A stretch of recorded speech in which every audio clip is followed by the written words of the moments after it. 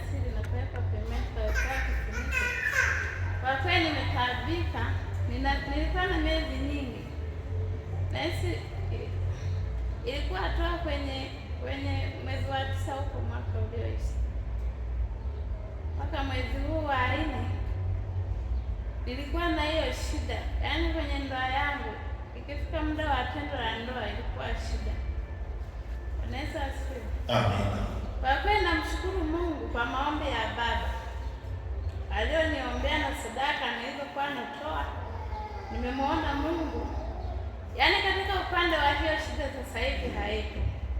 Ninamshukuru Mungu sasa hivi hata tukienda katika ibada ya tendo la ndoa. Ninamshukuru Mungu mke wangu sasa hivi unabana. Yaani uko sawa kama ilivyokuwa zamani. Bwana asifiwe. Ninamshukuru Mungu amenifungua kwa haraka. Amen.